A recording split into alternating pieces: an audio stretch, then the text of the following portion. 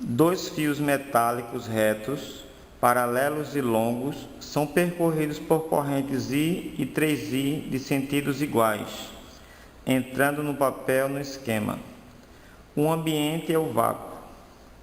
O campo magnético resultante produzido por essas correntes é nulo, num ponto P, tal que: letra A, y sobre x igual a 3, B, y sobre x igual a 1/3, C, y sobre x igual a 9, D, y sobre x igual a 1/9.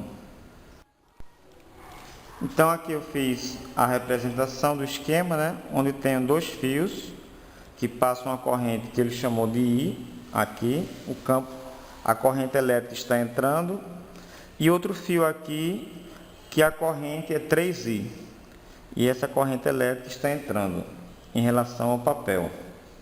Então a primeira coisa que a gente tem que saber é a direção e o sentido do campo magnético. Para fazer a direção e o sentido do campo magnético, nós utilizamos a regra da mão direita, onde o meu polegar é o sentido da corrente elétrica e os 4 dedos o sentido do campo magnético. Então, como a corrente elétrica está entrando, então a posição é essa aqui, ó. O sentido do polegar é o sentido da corrente elétrica e os 4 dedos o sentido do campo magnético. Então, nesse caso aqui, ó, o campo magnético dessa corrente I é para baixo, porque meus 4 dedos estão direcionados para baixo. Então, o campo magnético representado por essa corrente I é para baixo. E o campo magnético eu vou representar por B1. Essa corrente aqui gera esse campo B1. E essa corrente elétrica 3I, utilizando a regra da mão direita,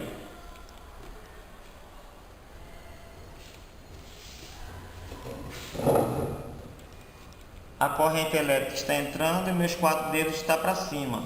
Então, o campo magnético gerado por essa corrente aqui é para cima, que eu vou chamar de B2. Na questão ele tem dizendo o seguinte: dois fios metálicos retos, paralelos e longos são percorridos por a corrente I e 3I. Aí ele está dizendo o seguinte: o campo magnético resultante produzido por essas correntes é nulo.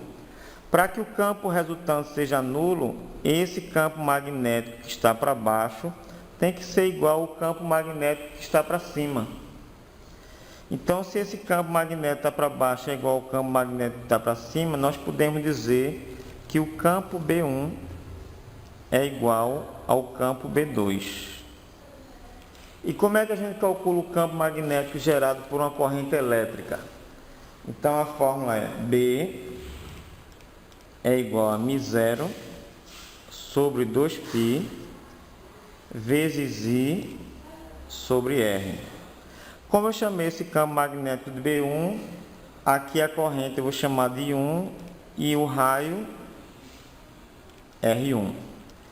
A mesma coisa o campo magnético B2, vai ser μ0 sobre 2π vezes I sobre R. Então, como esse campo eu chamei de B2, a corrente vai ser I2 e o raio R2. Então, como isso aqui é uma igualdade, esse μ0 eu posso cortar com esse μ0 e esse 2π posso cortar com 2π. Então, substituindo aqui a corrente elétrica eu vou chamar de I1 é I. Então, vai ficar aí. R1 é essa distância da corrente elétrica até o ponto P. Então, a distância R1 é X. A corrente elétrica I2 é essa corrente aqui, 3I. E R2 é essa distância daqui da corrente para o ponto P, que ele chamou de Y. Então, nas resoluções das questões, letra A, B e C, ele tem Y em função de X. Então, aqui nós podemos cortar. Esse I corta com esse I.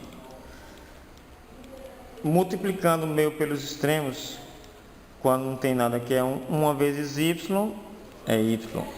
3 vezes X 3x. Como nas alternativas ele tem y em função do x, esse y está multiplicando, passa para o outro lado dividindo. Então vai ficar y sobre x é igual a 3. Nesse caso, a resposta é a letra A. Até a próxima.